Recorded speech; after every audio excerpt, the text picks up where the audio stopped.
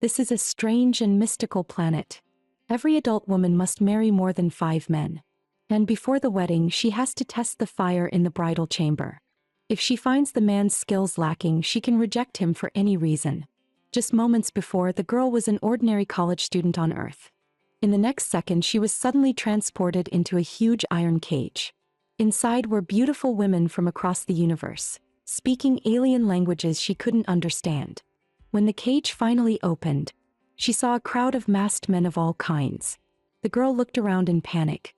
But to her shock, the moment she accidentally met this man's eyes, she was taken away to get married, and the bridal chamber was set for tonight. At that moment, a purple-eyed man walked over cursing, "You useless little runt, take your filthy hand off her. I had my butler bring her over first.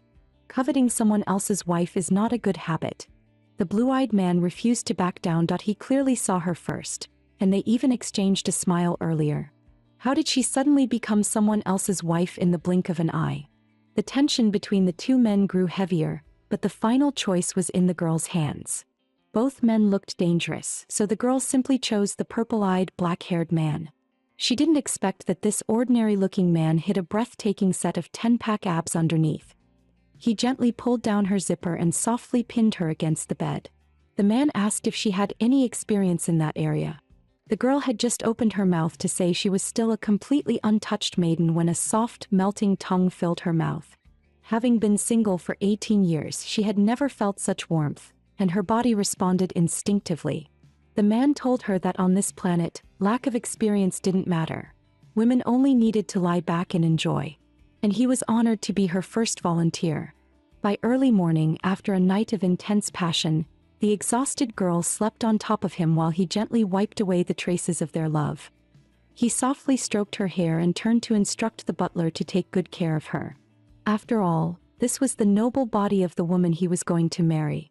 When the girl woke up, it was already noon, and the man beside her was nowhere to be found. The tenderness from last night still lingered. She had fallen asleep without even realizing it. Just then, a rapid knocking sounded, and the butler delivered her uniform for the entrance ceremony. Seeing the cheap, flimsy fabric, the girl was utterly shocked. She had never even worn a bikini before. This uniform was far beyond what she could accept. She wondered nervously if the man from last night had some unusual preference. The shy girl blushed again, but this was the official school ceremony uniform. With no choice, she put on the lace-trimmed, tight-waisted short dress that hugged her curves like it was tailor-made for her. What she didn't expect was that the food in this world was unbelievably delicious. She devoured it eagerly, making up for the energy she spent during last night's battle. Meanwhile, the butler listed today's schedule behind her. Simply put, school, grocery shopping, and nucleic acid testing. In this world full of men, only women were allowed to attend school, while men without talent could only cook, wash clothes, and raise children. Their instructor was a woman, both their teacher and their guide in human reproductive studies. Here they not only learned techniques for magical intercourse but also ways to experience different forms of pleasure. Magical intercourse referred to the knowledge used in the bridal chamber. Because the men of this planet possessed two kinds of energy, balancing those energies required engaging in magical intercourse with women. Because of this, women could obtain supreme rights on this planet. After explaining the world's basics, the teacher assigned mandatory homework. Each student had to complete at least one magical intercourse session. Hearing this, the girl couldn't help recalling what happened last night. The shy girl became even more flustered. When she returned home, she was arranged to bathe together with the man, and heat rushed through her entire body. She grabbed her clothes and hurried away. Were people on this planet all this shameless? But just as she wondered about it, the instructor's homework resurfaced, and a shy yet bold idea flashed through her mind. The teacher only said she needed to engage in magical intercourse with a man and never specified where it must be done. So technically, doing the homework in the bathroom counted too. Right at that moment, that irresistible man appeared again. The girl's legs moved on their own, following him toward the bathroom. But halfway there she suddenly stopped, trying to resist. "Respected Colonel, I can handle it myself. Bathing together is just too embarrassing." The man didn't say much, simply promising he would only rub a little and absolutely not go in. They entered the bathroom and soaked in the warm spring. Thinking about what she had just done, the girl regretted it. If she knew she'd be wearing a bathrobe, she wouldn't have panicked earlier. Seeing her flushed face, the man asked with concern whether she was feeling unwell. The girl nervously said she was fine and comfortable, yet the homework her teacher assigned kept flashing through her mind. The man seemed to read her thoughts and immediately pulled her into his arms. He gently brushed her hair aside, softly stroking the edge of her ear as he said, "I've been thinking about you all day. Wondering if you ate well, wondering how your class went. Even while working, my mind was full of you. I want to know you more deeply. Will you tell me your story?" But the girl had already begun forgetting everything from before she arrived, as if she had always belonged to this place. Blushing, the girl said, "I don't know what's wrong with me today, and no matter where I go, my mind keeps thinking of you." Hearing that, the man pulled her tightly into his arms, making the shy girl even more flustered.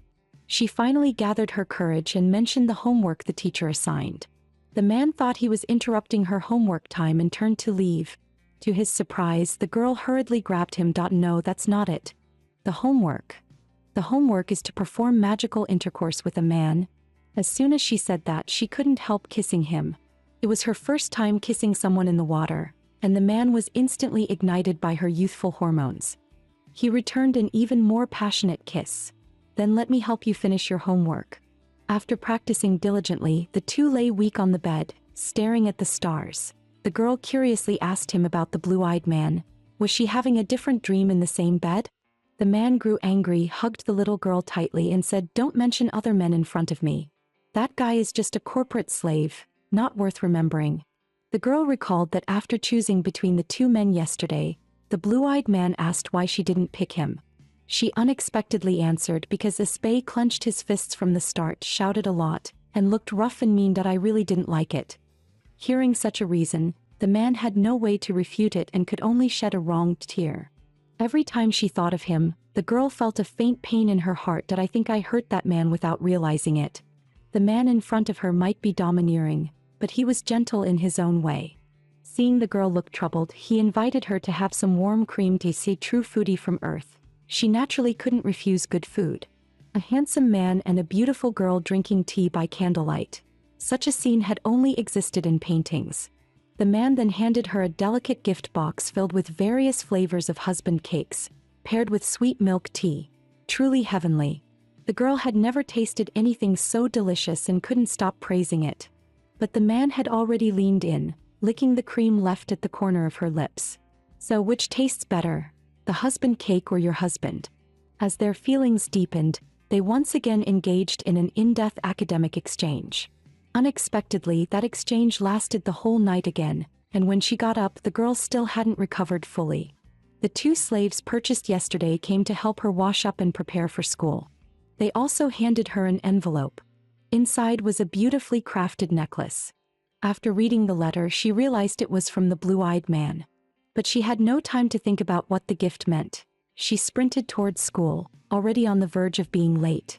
Yet no matter how carefully she tried to sneak into the classroom, the teacher still caught her on the spot. "You sneaky student, perfect timing.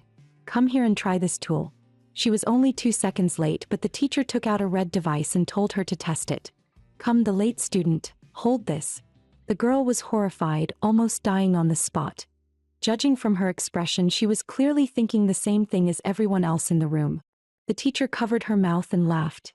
"What are all of you imagining? This is just a tool to check whether you properly completed your homework. It seems many students engaged in magical intercourse last night."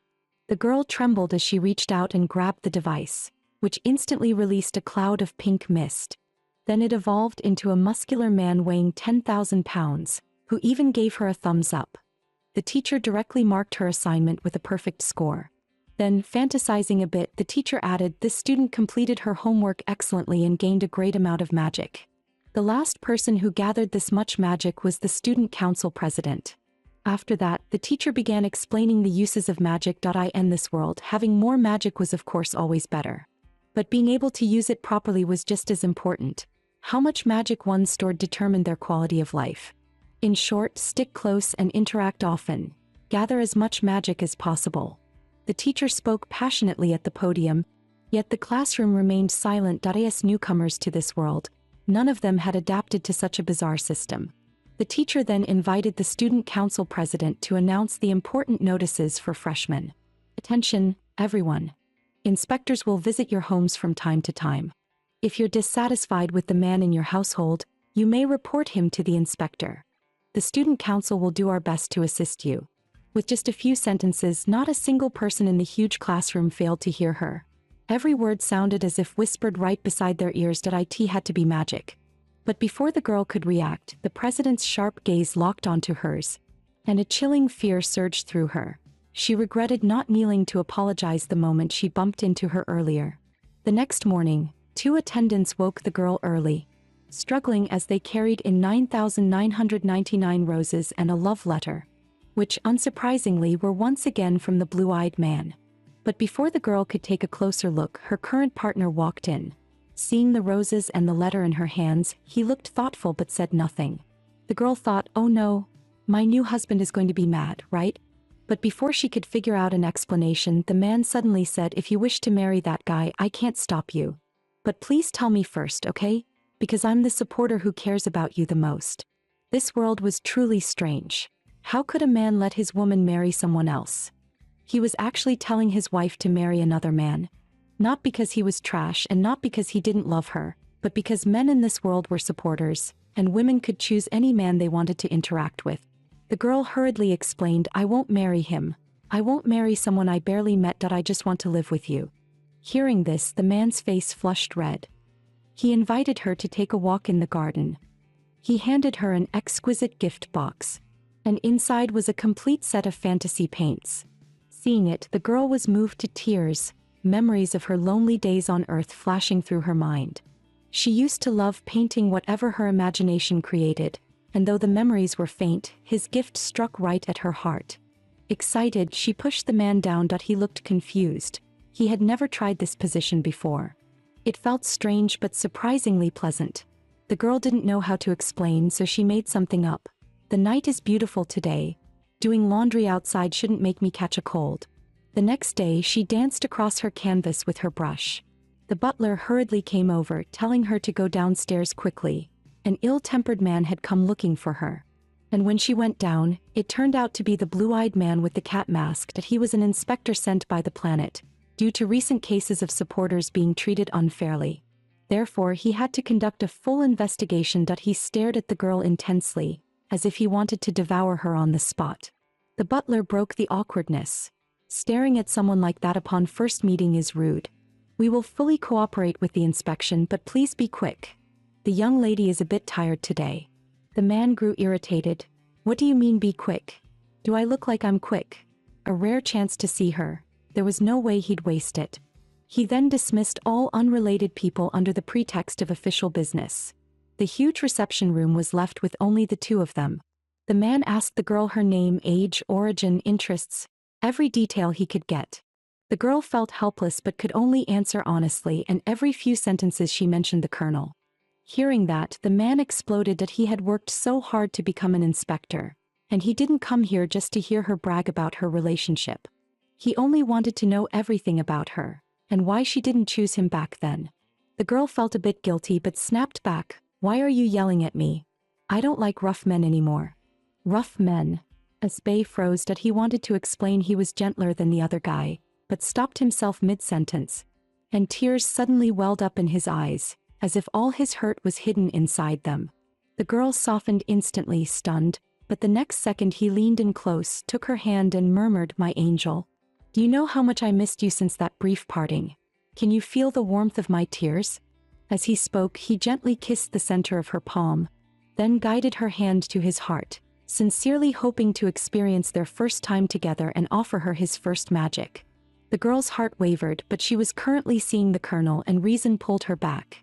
Yet the man flipped her over onto the sofa. In this other world, handsome men were fighting to get close to her, each wanting to give her their first magic.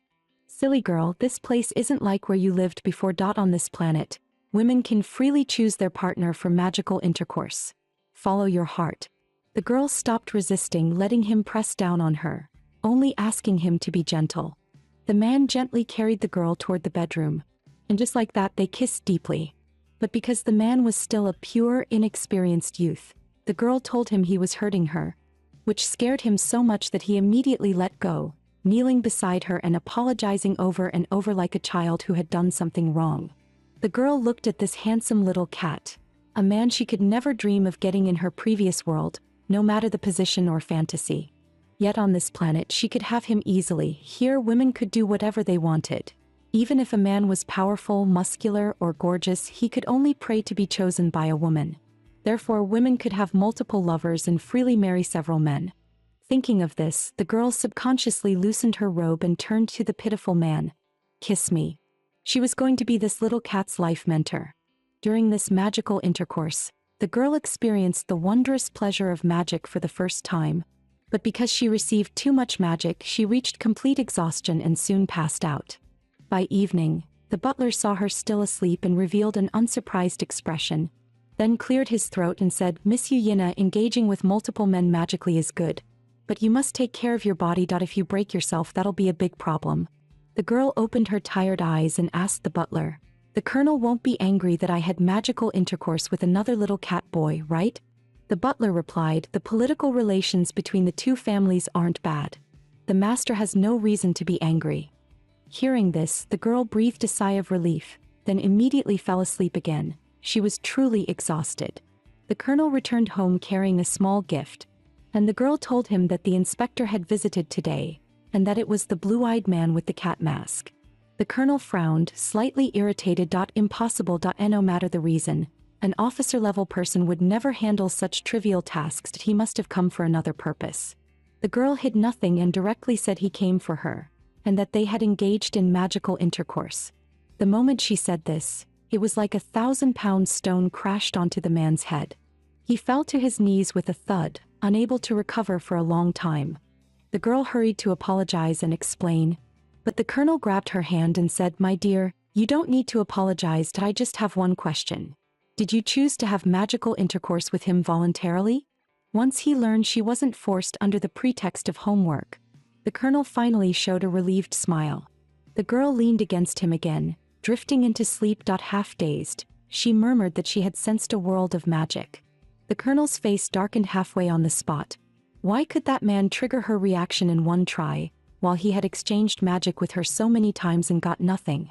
Even so, despite his irritation, he forced a smile to congratulate her. After all, sensing magic for the first time was something worth celebrating. After that night, she found that she had actually learned magic and could easily make small objects float. While she was enjoying the joy of using magic, she noticed that the floating jewelry in the air looked unfamiliar. After asking a servant, she learned they were gifts from husband number 2, along with a thank you letter, thanking the teacher for the guidance that night. The girl didn't hold back. She picked up a mirror and started showing off. But at that moment, husband number 1 walked in. The two stared at each other for a few seconds, and the air instantly filled with awkwardness. Number 1 turned around and shouted, "Burp, come here, Bo. Go by the entire street across for Miss." The girl hurriedly grabbed him to explain, "I don't usually wear jewelry. Don't buy me a whole street, okay? What did you come here for?" Number 1 didn't answer. He knew women say don't want it, but their hearts say otherwise. Seeing her so happy with someone else's gifts, he pinched himself hard enough that blood seeped through his clothes. Yet he still smiled and said, "I came because I miss you. I'm here to see my love. Do I need any other reason?" The girl's heart raced wildly from his teasing. She rose on her tiptoes and wrapped her arms around his neck, giving him a sweet, sugary kiss. The man pressed her against the bed, his other hand skillfully undoing her buttons. Only then did the girl notice his still bleeding wound. She sat up nervously and asked, "Did you go fight husband number 2 today? Is it serious? Where are you hurt? Let me see." The man took off his clothes, revealing tightly bandaged muscles across his chest. Seeing all the wounds, the girl covered her mouth in shock. He simply pulled her into his arms and said, "It's nothing, just small injuries. They don't affect any other functions." As he spoke, he loosened the girl's sash again, and the two of them entered high-speed mode once more. Soon they pulled into a rest area to recover. Though he insisted he wasn't affected, from the look of him he might really be running low on strength. The girl felt a bit of heartache. She had never seen this man drive fast, especially arriving at the finish line before even getting in the car. So she decided she needed to go avenge husband number 1. She ignored the servants trying to stop her, and barged into husband number two's residence in the middle of the night. Inside the lavish palace, she saw a white-haired man leaning against the sofa. She quickened her pace and tapped his shoulder. But the moment she saw his face, she froze on the spot. "I'm so sorry. Judging from the back, I thought you were my husband number two, that I was too reckless." The man felt a headache rising in his mind.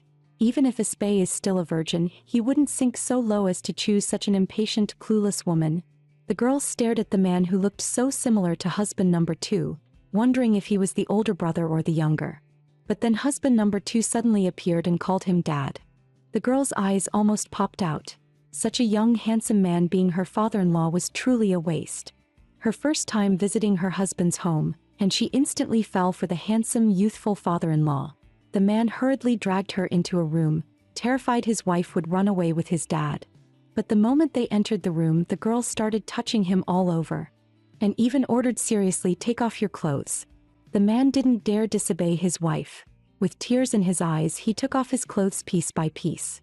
She originally came to vent her anger for the elder husband, but seeing the younger husband wrapped in bandages as well, her heart softened instantly and she even burst into aggrieved tears.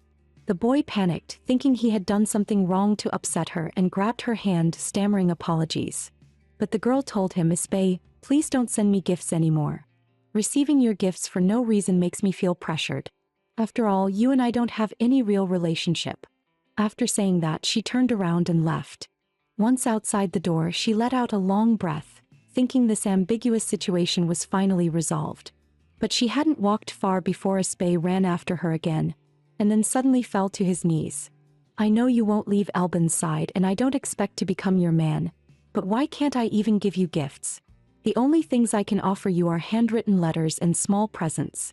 Having even the slightest material connection with you is my only wish." The girl cried. She never expected this man to be satisfied with so little. Yet she herself wanted only him, body and soul. After their passionate night, the girl hurriedly got out of bed to go home. Espay grabbed her hand, saying he could still keep going, and told her not to leave tonight. The girl thought of the weakened elder husband at home and couldn't bring herself to exhaust another man. But Espay said, "Albin is on night duty anyway, you just be alone if you go back. Stay here with me, I can take good care of you, I'll send you home tomorrow. If you don't want anything more, I can just hold your hand while we sleep." And just like that, they embraced each other again. All I can say is, men's sweet words are all lies. The next day, the two officially confirmed their relationship. The girl agreed that aside from weekends, she could go out on dates with him on other days, because weekends belonged exclusively to the elder husband. On the other side, the elder husband heard about this and wasn't angry at all. Instead, he humbly begged her to keep the weekend for him. Feeling a bit guilty, the girl asked, "Brother, I'm dating another man, you're really not angry?" The man narrowed his eyes with a smile. "You don't need to worry about my feelings, I want to be your perfect husband, so as long as it's something you like, I'll never interfere." After saying that, he dropped to one knee and took out a ring. The sunstone in the center represented the girl, while the tiny gems around it represented him, meaning he would become the stars guarding her. "You are my son. Please let me revolve around you for the rest of my life." This woman had just put a metaphorical hat on her boyfriend in the morning, yet in the afternoon her boyfriend was proposing. She hesitated, torn between two men. If this were Earth, what choice would she make? The last bit of shame in her heart made her falter. The man saw through her thoughts, explaining, "Baby, no matter what choice you make, I'll stay by your side and love you just the same. You don't need to feel guilty. On this planet, you don't belong exclusively to any man. Your volunteer. I have the duty to show you a wider world. Wanting to marry you, that's just me being greedy. Don't feel pressured.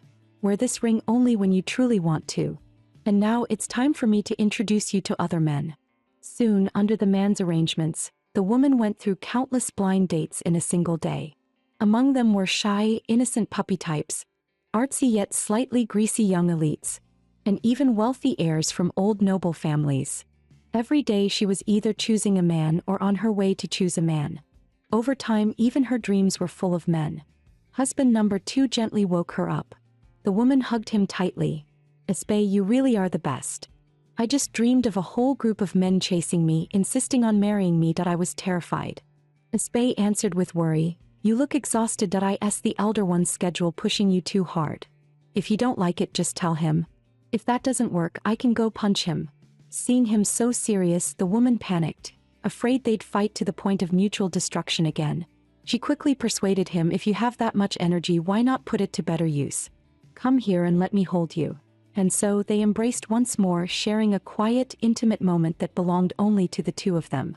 She enjoyed it deeply, feeling that this man was unlike any of the others, especially his emotional sensitivity and dedication, until that other man appeared. The next morning, Nana returned home and had breakfast with her husband. Seeing how tired she looked, her husband gently asked if she had overcharged last night. Nana awkwardly denied it, though in truth her whole body still felt sore, just as he suspected. Albin proactively asked whether her energy exchange with Isbay had gone smoothly. While answering, Nana couldn't help recalling their intimate moments. Just thinking about it made her feel that lingering soreness again. At that moment, Albin realized he couldn't let his wife interact only with Isbay. She needed to maintain balanced connections with other men of similar rank. So he brought up Lieutenant Colonel Dieter, a man he had known since their academy days, and the next candidate he wanted to introduce to Nana. Nana agreed readily, though memories of her moments with Albin floated before her eyes. Late that night, a servant reported that a guest had arrived. It was Dietrich himself. As Nana walked downstairs, she reminded herself to follow her heart. The door of the reception room slowly opened, and Nana finally saw Dietrich. To her surprise, the moment they met, Dietrich aggressively insisted she drink alcohol. Nana refused on the spot, but he kept pressing, even mocking her for being as boring as Albin. Nana had reached her limit and was about to argue back, when Dietrich suddenly ordered the butler to summon every servant in the house. Even the butler looked confused about his intentions. Dietrich's arrogance and swagger made Nana increasingly annoyed. But what he did next shocked her even more. At their first meeting, he tried to force her into an immediate energy exchange, pressuring her publicly, using rank and authority to corner her in front of the servants. His tone harsh and overbearing, completely ignoring Nana's will. And what stunned her the most, this overbearing man was the very candidate Albin had personally chosen for her. And everything was witnessed clearly by the other servants in the room. Nana firmly refused, reminding him that there were other men present, but the sleazy man didn't care at all, saying servants weren't worth noticing. Only then did Nana realize why he had summoned all the servants, to humiliate her publicly. Nana struggled in anger, but he remained dismissive, causing her fury to erupt. She slapped him hard across the face. Then she grabbed a bottle and poured the cold liquor over his head. The surrounding servants were shocked, trembling at the scene.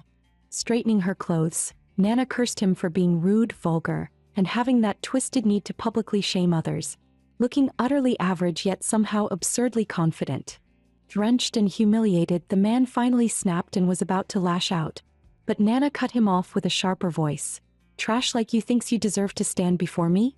With a single sweep of her hand, the next second he was blasted backward by her overwhelming magic, slamming into the wall. This move even stunned Nana herself. But it completely enraged Dietrich as he trained officer. He would never be hurt by such a small burst of magic. A heavy, oppressive aura surged from his body. Then he used his own magic to restrain Nana in mid-air, forcing her to continue the magic exchange he had tried to push earlier. Suspended in the air, Nana firmly refused, unwilling to accept such an overstepping demand. Just as she was about to be completely overpowered by his magic, the next second, Dietrich suddenly choked and was flung backward, as if struck by an invisible force. It was Nana's husband, Albin, who had returned.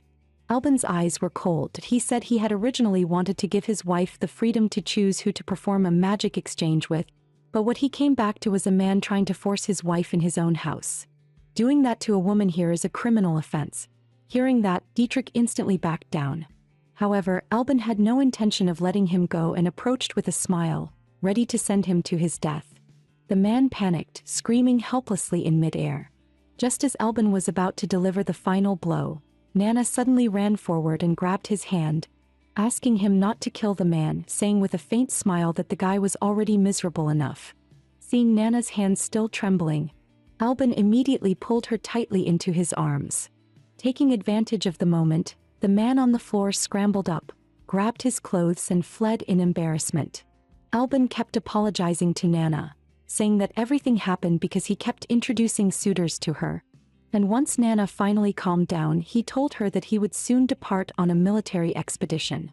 Hearing this, Jonah's mind instantly went blank. It meant that for a long time, she wouldn't be able to have magic interaction with Albin anymore. At the same time, Albin worried that once he left, something like what happened earlier might happen again while Nana was home alone. So he made a difficult decision, to entrust Nana to another man for the time being, because only that man truly had the ability to protect her. Unexpectedly, the next day, Albin arranged another blind date for Xiaona. Faced with her husband's enthusiasm, Xiaona couldn't refuse and had no choice but to follow him to the meeting place. This time, Albin introduced her to a noble prince, someone he had admired since childhood. But Xiaona wasn't interested in nobles, because in her impression noblemen were all chubby middle-aged uncles. They arrived in front of a magnificent castle. Looking at such a beautiful castle, Xiaona suddenly felt she might be dressed too casually, but Albin reassured her, saying that the prince wouldn't care about that. They entered the reception hall. The butler greeted Albin warmly and said he had long heard of Albin's achievements. But when the butler saw Xiaona, there was a hint of disdain in his eyes. Xiaona was a bit upset. Ever since arriving on this planet, it was the first time someone looked at her like that. The butler led them to the backyard. There, a man was sitting in the garden and Albin greeted him respectfully. The moment the man turned his head, Xiaona was stunned. She hadn't held much hope, but she never expected the prince to be this handsome. Xiaona couldn't take her eyes off the prince. She didn't even notice that her husband had already seen everything. After the three sat down, Albin began introducing his wife's basic information to the prince. However, the two of them weren't listening at all. They simply stared at each other. Finally, the prince remembered something important and asked Xiaona how many husbands she currently had. Xiaona answered shyly, 2 for now. The prince didn't expect her to be so loyal. Only 2 husbands after a whole year on this planet. The prince's fondness for her increased even more. He then turned to Albin and asked when he could have a magic interaction with Albin's wife. This made Albin tense up immediately, his fists clenching tight. But he had no choice, he was the one who introduced his wife to the prince. So he stood up and quietly left the place, giving them enough space. Only then did Xiaona's gaze finally move away from Kajuru, but Albin was already gone. Xiaona realized Albin must be upset. He probably didn't want to watch his wife have a magic interaction with another man. At that moment, the prince confessed that he wanted to become Xiaona's husband. Xiaona froze for a moment, but before she could reply, Kajuru continued, saying that from the very first second he saw her, he had already decided he would become her husband. As soon as Kajuru finished speaking, he shone like a blinding light, making Xiaona almost unable to keep her eyes open. But she still pretended to be reserved, saying that getting married right after meeting felt too hasty. She also wanted to discuss it with her husbands first. Seeing how loyal Xiaona was, the prince became even more interested and said he would wait for her good news. Xiaona then left the room. At that moment, Albin suddenly hugged her tightly from behind. He was truly scared that Xiaona might leave him because of this. After all, compared to him, the prince had power, looks, and was a role model admired by all men. Thankfully, Xiaona didn't immediately accept Kajuru's proposal. But since Albin was about to depart on an expedition, he had to help Xiaona confirm whether this prince was truly qualified to become her husband. After thinking it over, Albin felt that Kajuru was indeed the best candidate to be her third husband. But when he saw the way Xiaona looked at Kajuru, jealousy surged. There's no hurt without comparison. Next to the outstanding Kajuru, he felt a little inferior. What he feared most was that once Xiaona had Kajuru, she might stop having magic interactions with him. Xiaona hurried to deny it, but Albin blurted out the truth. When she first saw Kajuru just now, wasn't she completely drawn in? The moment he said that, the air went silent. The atmosphere between the two instantly turned awkward. On the carriage ride back, Albin finally spoke first to ease the tension. He explained why he was in such a rush to have Xiaona and Kajuru perform a magic interaction. Once he leaves, no one will be there to take care of Xiaona. And in this world, a husband must support his wife. Since the other husband, Asbi, is too young, he simply isn't capable of supporting Xiaona. Right now, Kajuru is the best option. As a noble prince, he can naturally bring Xiaona more wealth and power. Albin held Xiaona's hand tightly and asked whether she also didn't want to miss the chance with Kageru. Of course, Xiaona didn't want to. So Albin immediately arranged their first magic interaction. Following his instructions, the servants dressed Xiaona up beautifully. She then headed to Kageru's palace, looking stunning. She pushed the door open impatiently and saw Kageru already waiting on the bed. Xiaona couldn't help swallowing her saliva. As their eyes met, she quietly removed her clothes, ready to get straight to the point. But Kageru immediately stopped her, shyly admitting that since birth, he had never shared magic with any woman. Xiaona was shocked. She had once again gotten a complete, unspoiled handsome man, and this time it was a noble prince, something she would never even dream of back on Earth.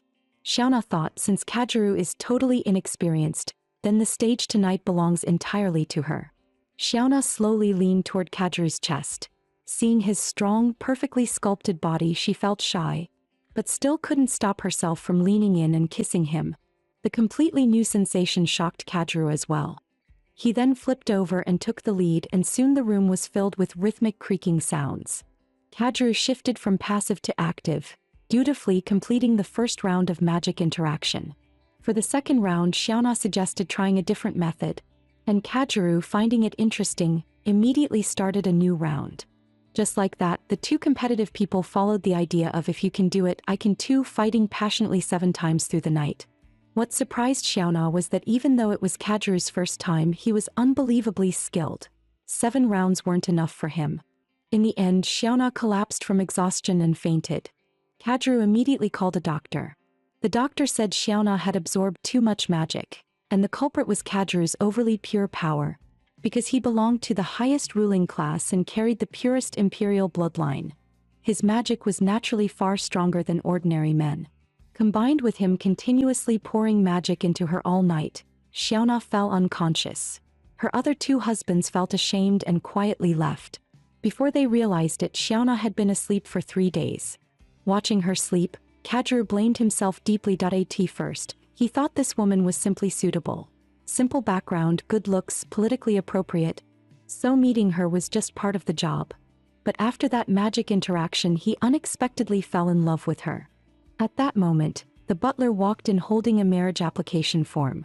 Kageru held the document in his hand, while the bride still lay unconscious on the bed. He was terrified that Xiaona might never wake up again, and if that happened, what was he supposed to do? His mind couldn't help replaying the scene from 3 days ago, during their magic interaction. Her small body, the scent on her skin, the soft songbird-like sounds from her lips. It all sent him straight into the clouds. He finally understood why the lover who had always admired him was reluctant to introduce Xiaona to him. During the magic interaction, Kageru failed to control his own magic, and Xiaona's special physique absorbed without releasing, taking in far more than her limit, leaving her unconscious, and no one knew when she would wake.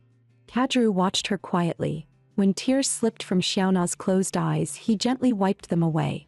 Then, in her half-conscious state, Xiaona called out the name of her first husband, Albin. First love is the hardest to forget. After all, Albin was the first husband she had in this world. Kageru felt a twinge of displeasure, but looking at the unconscious Xiaona, his emotions tangled into heartache. He held her in his arms, praying she would wake soon. 3 days later, Xiaona finally woke up. The first person she saw was her first love, Albin. She threw herself into his arms, crying and begging him not to leave her. Albin comforted her gently. After their emotional exchange, Albin told her to lie down and rest. She had just woken up and her body hadn't recovered yet. But Nana didn't care about anything else. She pulled Albin close and made him lie down with her. The sudden closeness softened Albin completely, and he held her gently as they lay together. Then something crossed his mind and he softly asked Nana how old she was. Nana answered immediately, she had just turned 21. Curious, she asked about Albin's age. Albin said he was 30, and the youngest husband, Espei, was only 23. Nana thought to herself that Espei was indeed the youngest. But what shocked her was that the oldest one was actually Prince Kajilu. When she learned Kajilu's real age, she sat straight up, stunned. The prince, who looked so young and handsome, was actually 109 years old. And before meeting her, this 109-year-old prince had never shared magic resonance with any woman. Yet now, Albin was the one encouraging her to marry Kijilu. Nana finally understood. Albin's love wasn't possessive, that he truly wanted her to have the best future on this planet. After all, Kijilu carried overwhelming magical power and status, backed by pure imperial blood. Marrying him would mean lifelong protection, safety, and honor. Touched deeply, Nana hugged Albin tightly and softly told him she was willing to marry Kijilu. But Nana said she wanted to wait for Albin to return from the expedition, so the three of them could hold the wedding together. Albin froze the moment he heard that. A three-person wedding, just imagining it made his heart race, and he hugged Nana tightly. Right when the atmosphere turned romantic, a soft cough sounded at the door. Prince Kijilu had apparently been standing outside for quite a while and finally had to interrupt. Seeing him, Albin tried to slip away quietly. But Nana grabbed him before he could leave. She even invited Kijilu to sit on the bed with them and chat. Kijilu hesitated for a moment, but in the end he still walked toward the bed. And so the three of them sat together on the same bed in surprising harmony. The next morning, Nana rushed to the academy and told her best friend that she was about to marry two men. Her jealous friend almost cried out. How could someone who looked so ordinary arrive here shortly and already marry two handsome men, one of them even a noble prince? Felicia happened to walk by, overheard the conversation, and shot Nana a very strange look. Nana couldn't understand why. Felicia herself already had 5 high-status husbands. Later, Nana asked her classmates whether she could move into the academy dormitory. Everyone was stunned. With 2 fiancés and an additional young boyfriend at home, why would she want to live in a dorm? Nana finally explained. Just a few days ago when she returned home, she actually found Albin there. Normally, unless it was time for magic resonance, he would never be home this early. What shocked her even more was that Albin was calmly watching an animal documentary. While looking at the animals illustrated in the book, Albin patiently explained their uses to Nana. He said that feathers from certain birds could be refined into an expensive blue pigment and even crafted into beautiful ornaments. From his tone, Nana sensed that Albin was unusually cheerful today, though she didn't know why. Knowing she loved painting, Albin said he wanted to extract the feathers and turn them into paint for her. But Nana said the bird looked too fierce, she didn't like it at all. Albin then flipped to the section about beasts, saying their fur looked like blooming roses. Even though fur wasn't fashionable now, someday she might be able to wear it. His strange behavior made Nana even more suspicious, so she asked why he kept showing her these things today. Albin avoided her gaze and continued pretending to explain. Only after Nana pressed him again and again did Albin finally admit he would soon leave for the expedition, and the house would be empty for months. When he returned, he planned to bring back materials from the monsters he defeated and make them into a gift for her. Nana finally understood. Albin simply couldn't bear being apart from her, and whenever he felt pressure he tended to smile more. After comforting her big husband, Nana went to the riding grounds to see her young boyfriend. When Aspay heard she was getting married soon, he became unusually angry. He had assumed Nana was going to marry his rival Albin. Nana quickly explained she was marrying Prince Kijilu, though technically she would be marrying Albin as well. But seeing Aspay so agitated, she decided not to tell him everything for now. Sure enough, the moment he heard Prince Kijilu's name, he deflated like a punctured balloon. A prince of such status, what right did he have to oppose it? After all, Prince Kijilu was more than 100 years older than him. After calming both of her husbands, Nana returned home, only to realize her busy day wasn't over yet. Her fiancé, the prince, had already been waiting for quite some time. Remembering her earlier talk with Aspay, Nana took the chance to ask whether he knew anything about Prince Kijilu. Aspay strained his memory but could only recall one thing. Kijilu used to be very active in Magic Rick and nothing more. After all, he was only 7 years old at the time. Compared to Kijilu, he was far too young. Other than magic exchange, he couldn't help with much. With Albin about to depart for the expedition, Kijilu hoped Nana would come live with him in the royal palace, but Nana refused. Compared to the luxurious palace, she preferred her current free and comfortable life. Her words placed Kijilu in a difficult spot. He hoped Nana would reconsider. But in the end, Kijilu chose to compromise and respect her decision. Yet there was still something important left to do: choosing the engagement ring. Seeing the dazzling jewels and design sketches laid across the table, Nana couldn't help being shocked. To craft an engagement ring worthy of the two of them, Kajilu selected the finest artisans available. Jewelers from all directions rushed in with sapphire and ruby designs, dazzling Nana until she could hardly choose. Faced with so many beautiful options, she fell into decision paralysis. Kajilu asked if she had a gemstone she liked. Nana thought for a moment. Her greatest wish was to own a pink gemstone. The moment she said that, artisans immediately brought all sorts of pink gem accessories forward. She hadn't expected craftsmen in another world to be so aggressive with their sales pitches. Kajilu pulled out a design sheet from the table. This one. With the engagement ring chosen, the next step was a beautiful dress.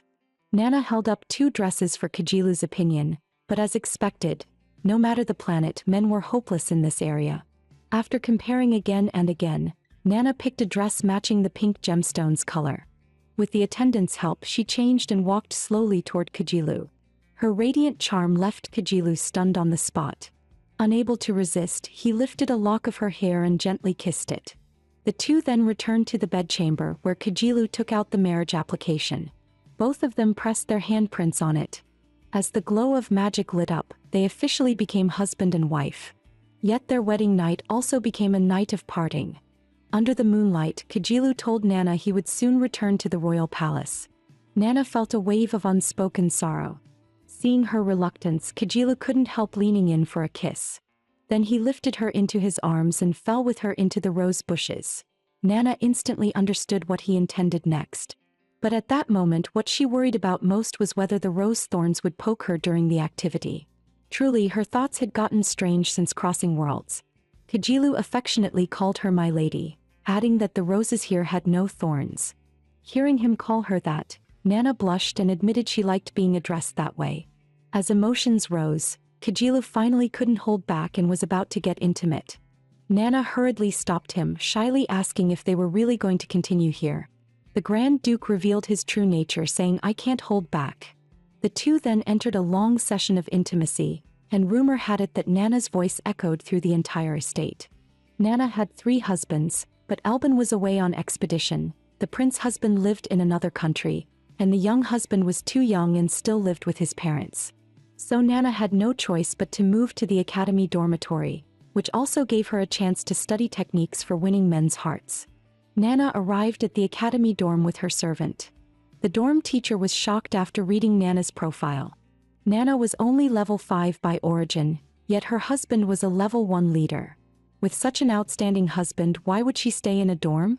The teacher then helped Nana look for a room. In the end, Nana chose a room close to the exit. Lying on the bed in her small room, much smaller than Albin's estate, she still felt warm inside knowing she finally had a little space of her own. Just then a knock came from the door. It was a servant bringing snacks. Seeing so many delicious treats, Nana thought she should share some with the other students. It would be a good chance to get to know them. Nana didn't expect to meet someone similar on this planet. As she turned to head back, she heard a familiar language. Nana cautiously asked, "Are you from Earth too?" The girl was just as shocked and instantly overjoyed. The two quickly became close friends, sharing their experiences of arriving in this world. Her new friend admitted she still wasn't used to life here. She even envied Nana for adapting so quickly, dating 3 men right after arriving and not minding her husbands going after other women. Nana proudly said that she was the only female among her 3 husbands, and all of them had higher status than she did. Jian was amazed, but more than that, she was jealous. That day, Jian and Nana soaked in the academy bathhouse together. When Jian mentioned the upcoming social event, Nana immediately questioned it. Jian explained that during the academy's social gathering, men from all ranks would attend, and you could tell their rank from their outfits. The fancier the clothes, the higher the rank. Jian analyzed, saying, "No, that kind of flashy outfit is usually worn by people trying to flirt with women, and they borrow clothes that don't match their real status." At that moment, 3 girls nearby whispered while looking at Xiaona and Jian. Xiaona asked Jian if she knew them. Jian leaned close to her ear and said, "They're from the Harmony Circle." "Harmony Circle? I told you before, our academy has factions. That group is the Harmony Circle formed by women of level 4 to 5, which is where I belong."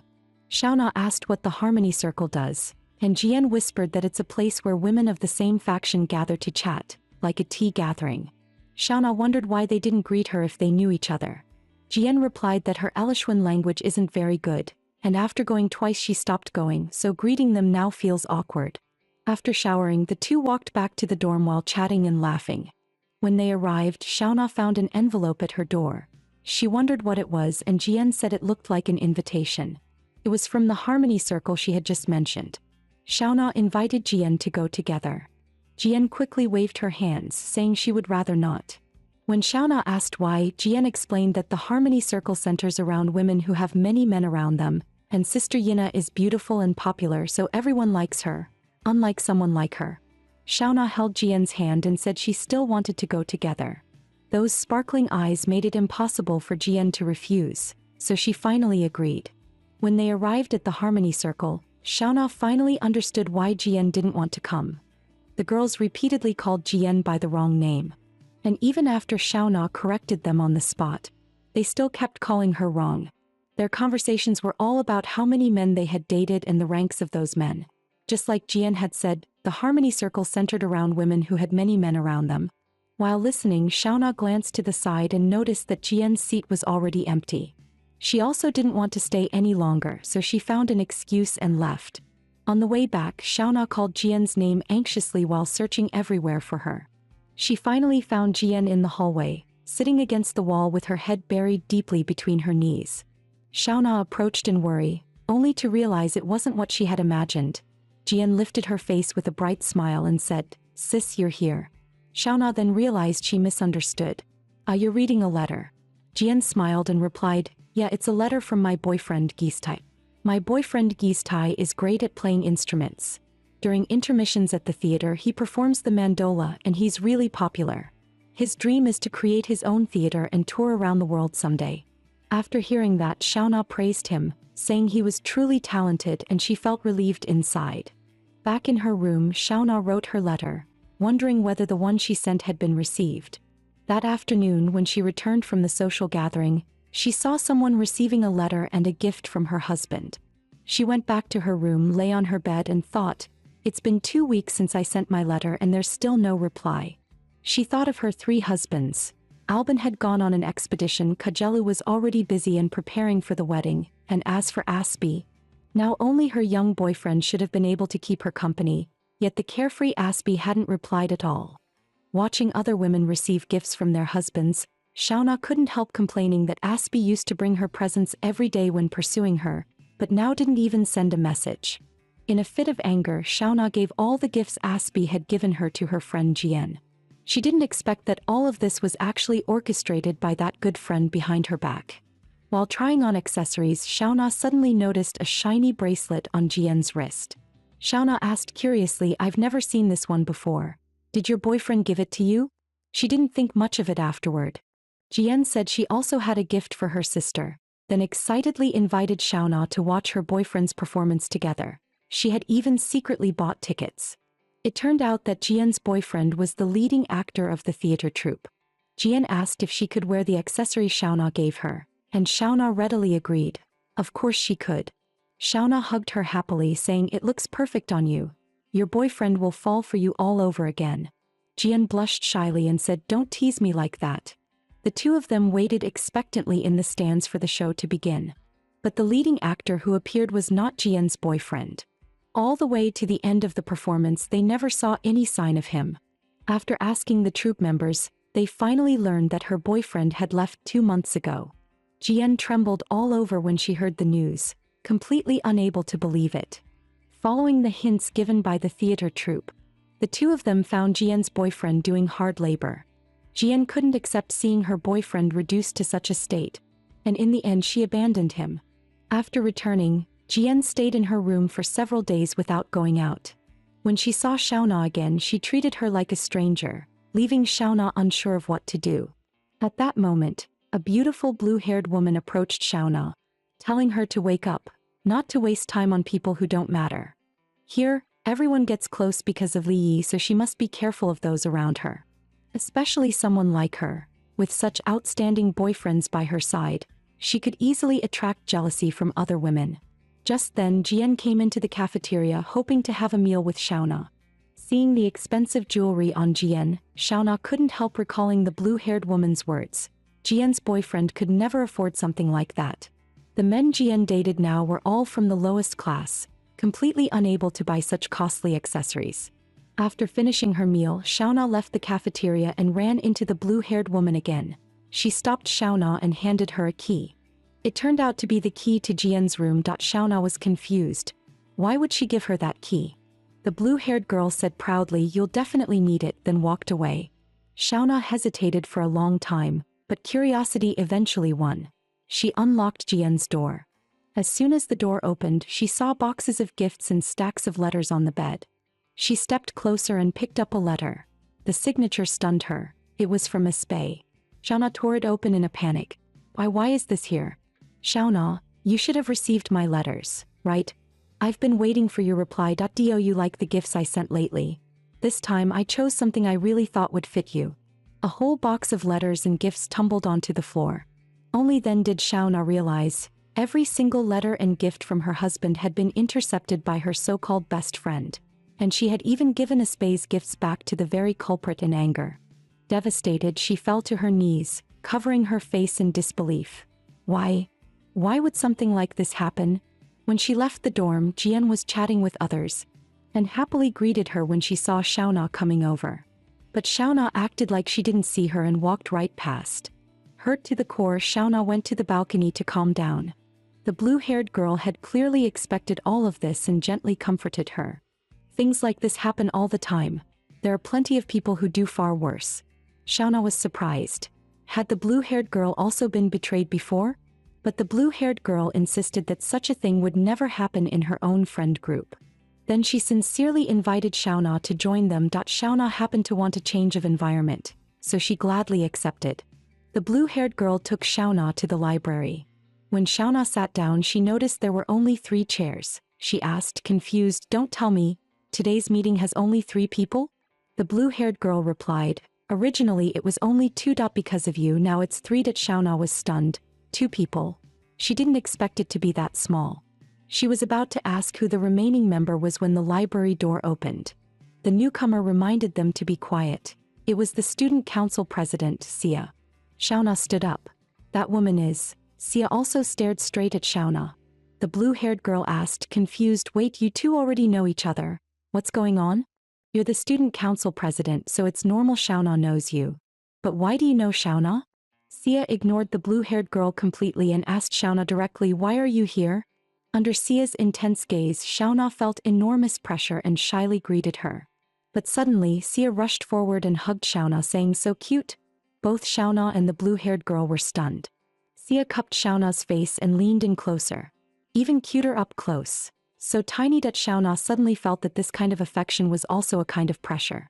Sia stared at Xiaona and said, "Actually, from the first moment I saw you, I thought you were incredibly cute that I couldn't stop looking at you. Back then you didn't live in the dorms, so I didn't dare invite you to our meetings. And you were getting support at that time. I didn't want to add any burden to you." Sia rubbed her cheek against Xiaona affectionately. Xiaona shot the blue-haired girl a desperate look for help. And the blue-haired girl muttered, "Honestly, looks pretty burdensome right now too." The 3 sat down for formal introductions. Sia said, "My name is Felicia. Call me however you like." The blue-haired girl sighed, "Can you drop the hearts and cutesy tone?" Sia continued, "By the way, another name for this friendship circle is the student council." Xiaona blinked. "The student council," the blue-haired girl explained, "it's nothing big. All the dirty work is handled by Sia anyway." Sia then declared officially, "From today on, you're also a member of the student council." Xiaona nervously asked, "Then, what do I have to do?" The blue-haired girl took a sip of tea and said a single word. "Play." "Sia handles everything. We're just responsible for having fun." Sia nodded. "Exactly." Sia lifted the teapot and asked warmly, "Would you like some more tea?" Xiaona took a sip and thought, "This new friendship circle is weird. But I'm actually satisfied." Just as the 3 were enjoying a peaceful afternoon tea, noise suddenly erupted outside. It turned out to be Xiaona's young boyfriend, Espei. The 2 girls accompanied Xiaona to meet him. The moment he saw her, Espei shouted her name and pulled her into a tight hug. He said excitedly, "I finally got your letter. I'm so happy. Then he took out a pile of gifts. These are for you. And these, share them with your friends. Xiaona could barely hold everything. Xiaona shared the snacks with Sia and the blue-haired girl. The blue-haired girl stared hungrily at the treats in Xiaona's hands. Jian happened to be nearby and was stunned by what she saw. A blonde girl from the previous friendship circle meeting walked up and asked, confused, what is going on here? Weren't you abandoned by your supporter? She asked hesitantly. Isbei was shocked. What? Xiaona was confused as well. What does that even mean? The blue-haired girl instantly understood and shouted, who spread that rumor? Everyone looked at each other but no one spoke. Then the crowd subtly stepped back, distancing themselves from Jian. It turned out that during the blonde girl's gathering she had asked Jian, why hasn't Xiaona been joining the meetings lately? Jian answered that she wasn't really sure, maybe because she'd been abandoned by her supporter and took a big emotional hit. What? Xiaona suffered that much? Makes sense. If her life were good she wouldn't be living in a dorm. I thought she had a high-rank boyfriend. Guess she wasn't that great after all. Realizing her lie had been exposed, Jian turned around and said, I'm leaving. The blue-haired girl immediately stopped her. Where do you think you're going? Xiaona grabbed Jian's wrist. At that moment, Isbei noticed the bracelet on Jian's wrist. It was the one he had given to Xiaona. Jian blushed instantly. She yanked her hand back and shook off Xiaona's grip. No. This is mine. She shouted angrily, why do you get everything? How is that fair? Tears streamed down her face as she pressed a hand on Xiaona's shoulder. It should have been me becoming you. Xiaona gently placed her hand on top. No, Jian. Taking my things won't make you become me. I want you to find real happiness. If you truly want that bracelet, then take it. If it can make you feel better. By now Jian was completely overwhelmed with tears. She suddenly tore the bracelet off and threw it on the floor before running away. Xiaona returned to the dorm with Isbei and told him what had happened. Isbei sighed, so that's why? No wonder I never got your replies. Xiaona apologized with guilt. I'm sorry that I gave away the gift you gave me without asking you. Isbei was incredibly generous. He said it didn't matter. As long as Xiaona was happy he could always buy the gift again. Then he gently kissed her hair. Touched, Xiaona turned around and kissed Isbei deeply. She slipped off Isbei's clothes and whispered, Isbei, I really missed you. The two embraced and kissed again. After that day, Jian never appeared before Xiaona again. The issue was over, but a trace of heaviness still lingered. Still, whenever Xiaona walked outside with her 3 husbands, they immediately drew attention and became everyone's favorite gossip topic. Did you hear? Her lover is a Tier 2 officer in the Capital Defense Corps. Normal people can't even get in there, and he's super handsome too. The whispers only made Xiaona more exhausted. The blue-haired girl reminded her, told you to stay low profile. Sia comforted her, don't mind them. Want to come in for some tea? Xiaona smiled and said she was fine. Deep down she was glad the Grand Duke didn't show up today. Otherwise the commotion would have been huge. When she reached her dorm door she found a letter from the colonel. Her 2 friends were dying of envy. Xiaona lay on her bed and slowly read his love letter. The colonel wrote that he'd gathered many spoils of war and wanted to craft leather shoes for her, and decorate the entire mansion with them. Returning to the mansion, Xiaona was shocked when she saw the leather he'd sent back. The butler stepped beside her and said, there aren't many men who can kill a monster in a single strike, and still keep the leather spotless. The butler then told Nara that noble ladies often show off by making accessories from the monster hides their husbands bring back from expeditions. The 2 of them discussed what to make and finally decided on a belt. As Nara walked through the spacious room, she suddenly felt a wave of emptiness, as if she had only just arrived yesterday. She pushed open the door, recalling the moment the colonel proposed to her. Nara sat on the red bed, filled with sorrow as she missed the colonel deeply. On a sunny afternoon, the 3 close friends sat on the lawn enjoying tea. The blue-haired girl spoke with shock and mystery. Today's big news. Sia is becoming the commander's daughter-in-law. Hearing her friend was getting married, Nara was both surprised and happy. But the thought of her hard-won friend leaving made her feel a little sad. Sia warmly invited Nara to visit, promising to prepare an extremely luxurious banquet. Nara cheerfully agreed. Then Nara said she would be getting married soon as well and asked them to visit her in the future. The 2 friends were stunned, their jaws almost dropping, and immediately asked who she was marrying. After confirming no one else was around, Nara quietly told them about her relationship with the Grand Duke. The two girls jumped up in shock. The three moved into the room and Sia was the first to praise her. Someone as adorable as Nara deserves a husband of that level. The blue-haired girl followed with a burst of compliments. You're amazing. Actually marrying into the royal family. Both friends said they would definitely attend Nara's wedding. Whether it was in Kaleo or Celebes, they would be there. Nara felt as happy as if she had eaten 500 pounds of sugar, grateful to have such wonderful friends. No matter where we come from, who we used to be, or what rank we are here, we're friends for life. Early the next morning, the three of them went to the magic class. The moment Nara appeared, she became the woman everyone envied. Rumor said she'd only been here for less than a year and already had 3 men, and all of them were high-ranking. The blue-haired girl teased, if everyone knew who your husband is, the commotion would be even bigger. Nara said nervously, please don't say it. In class, the teacher excitedly explained the one-woman multi-husband system. It turns out that after a magic interaction, a white spherical egg appears near a woman's heart. And if she has magic interaction with multiple men, multiple eggs will appear in her body. Just as Nara wondered how to tell apart the eggs from her 3 men, she was told that each father's color and aura are different. Imagining what her future children might look like, Nara almost cried out in excitement. After the interesting magic law class ended, Nara was suddenly stopped by a young attendant. The attendant said happily, the colonel has returned. Nara ran toward the entrance. She missed her husband number 1 far too much. The handsome man turned around and happily offered flowers to her. Nara trembled with excitement and then held the colonel tightly in her arms. The bystanders looked on with envy and jealousy. Leaning against the man's chest, Nara felt especially happy and safe. Then the colonel lifted her into a princess carry.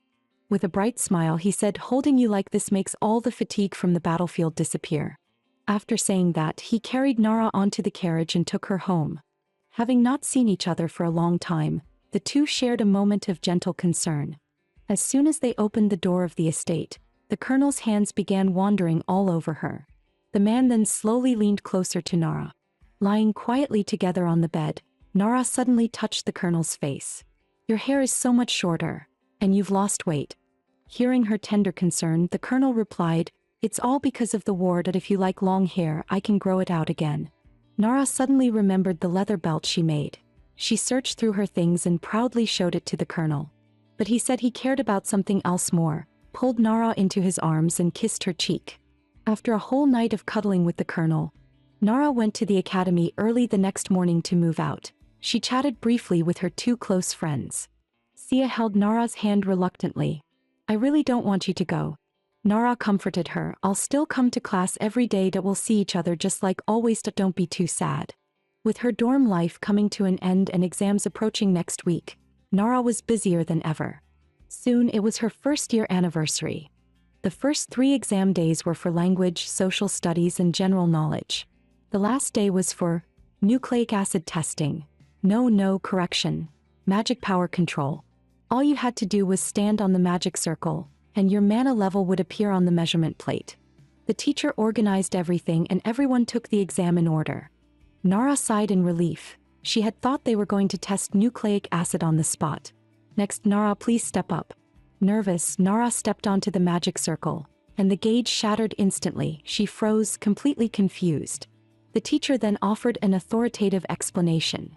This magic circle can only measure magic up to 3.5 units. Everyone immediately started whispering non-stop. Sometimes being too good at cuddling really is a problem.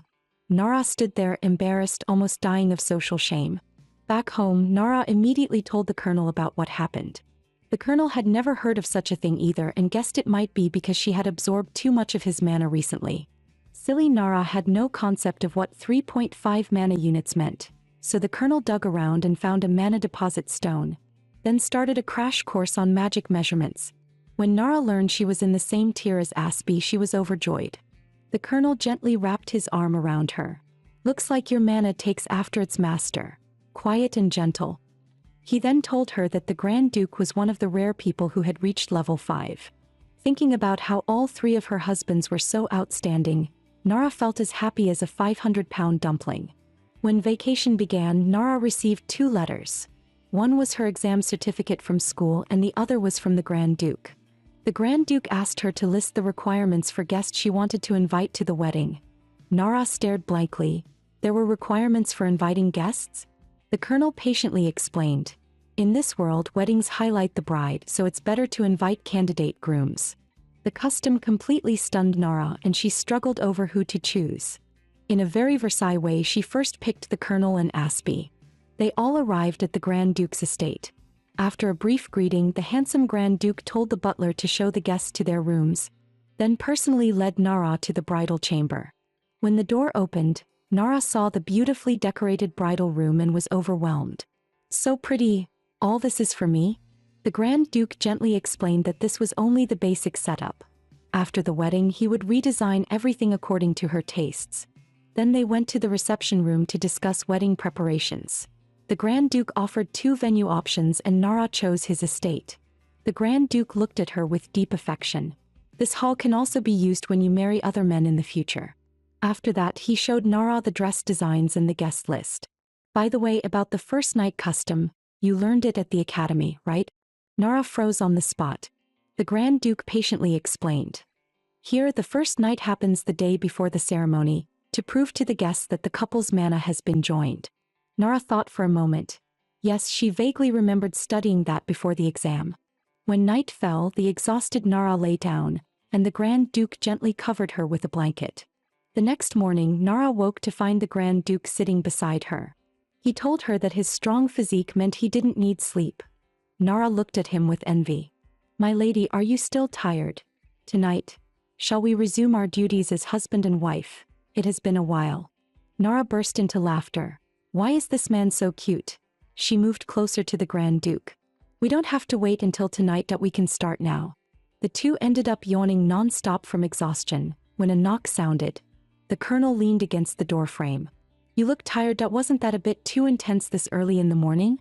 The 3 of them had lunch together with Nara happily nestled between them. Then the colonel called Nara to the garden and revealed the engagement ring he had prepared.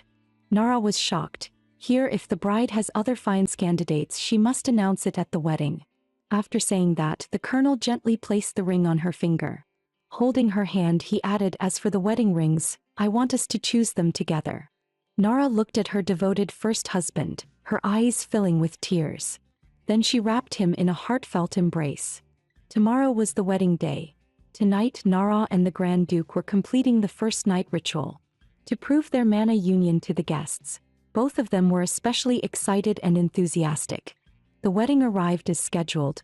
It was this beautiful girl's first wedding. Yet she felt utterly exhausted, sighing to herself, how many times did I beg him to stop last night? Where did that abstinent, elegant nobleman go?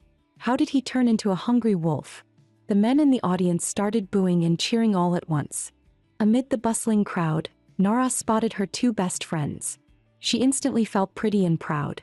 The 2 friends kept complimenting her and Nara cheerfully invited them to enjoy the food. The couple exchanged vows inside the chapel. The onlookers clapped and cheered enthusiastically. The colonel and Aspey waved at Nara. Nara smiled and nodded back at them. Then came the banquet.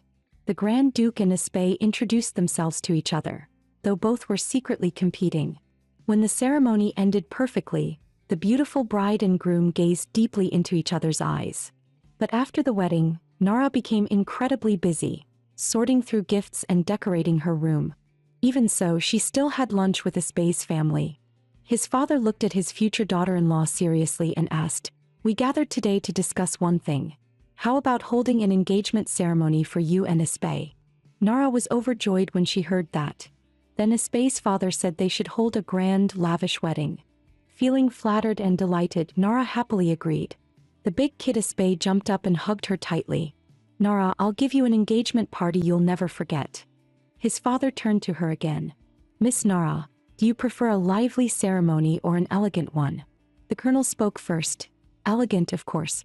But Aspey insisted Nara liked something lively. The 2 began arguing back and forth. Nara watched them, happy as a child.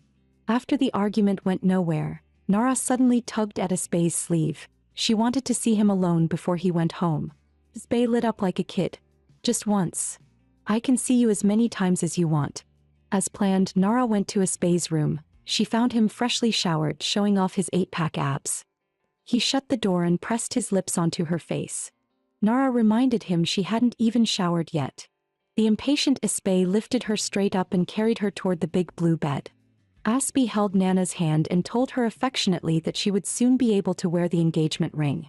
Nana looked at the 2 rings on her hand and secretly felt grateful for coming to this wonderful other world. Thinking of how all 3 husbands doted on her, she felt as happy as a blooming flower. Nana soaked in the hot spring with her 2 close friends, chatting about their future lives. Xia asked Nana how it felt to get married, and Nana happily said it was exhausting. The blue-haired friend asked how weddings were held in Nana's birthplace, and Nana blinked, saying she couldn't remember. Xia cheerfully said that as time passed their old memories would fade away. She was the same. The 3 best friends continued happily eating Oreos. Nana took a deep breath and decided to enjoy her current life. After the wedding ended, Nana returned to the academy and unsurprisingly became the center of attention. Nana saw another wave of newcomers arriving, as if she herself had only arrived in this world yesterday. Nana and Aspe's engagement ceremony arrived as scheduled. At the grand ceremony, Aspe's father introduced his son and future daughter-in-law. Aspe gently placed the engagement ring on Nana's hand. Then he kissed her small hand. The onlookers in the audience clapped happily. Her 2 close friends also sent her congratulatory looks. Nana cheerfully greeted everyone, and after the guests were seated, Aspe's father solemnly announced, "I plan to build a house in the capital as a gift for my son's fiancée, Miss Nana." He then took out the design blueprint and enthusiastically introduced the house's layout to Nana. Several men rushed forward to greet Nana, and Aspe, the ultimate wife protector, blocked them behind him. Nana teased Aspe on purpose. "I want to meet that man from earlier. The one in the black uniform. He was pretty handsome." Aspe instantly took 10,000 points of damage, trembling and unable to respond.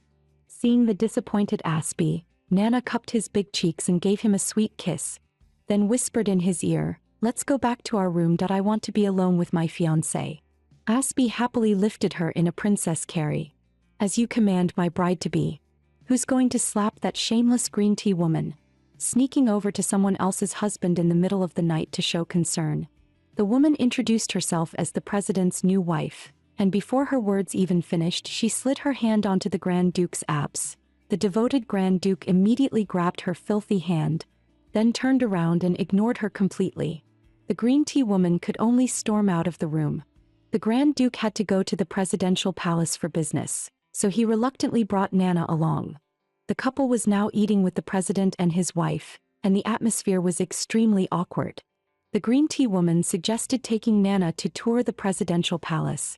And once the 2 walked somewhere with no one around, the green tea woman turned around and instantly changed her face, wearing a sharp, bitter expression as she said that relying on luck to get a high-ranked, handsome husband was disgusting.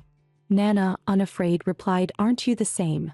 When you were young, you also relied on luck to marry the president, and your status rose along with it." Enraged, the green tea woman tried to slap Nana, and then actually struck her hard across the face. But Nana refused to be outdone and slapped her right back. Nana then lectured her seriously, "I know you entered my husband's bedroom. Being rejected by him, did that hurt your pride?" Hearing this, the green tea woman trembled that if others learned about this, wouldn't that hurt her pride even more? Nana glared at her without fear, while the green tea woman held her stinging cheek and threatened Nana not to tell anyone. Nana continued to humiliate her. "You envy what others have but you can't get, so you try to belittle them. Is that your true nature?" The green tea woman, burning with rage, raised her hand to hit Nana again. But a furious shout stopped her on the spot. The Grand Duke and the President appeared in front of the 2, and the Grand Duke immediately rushed over to check on Nana. And the whole farce ended with Nana's victory.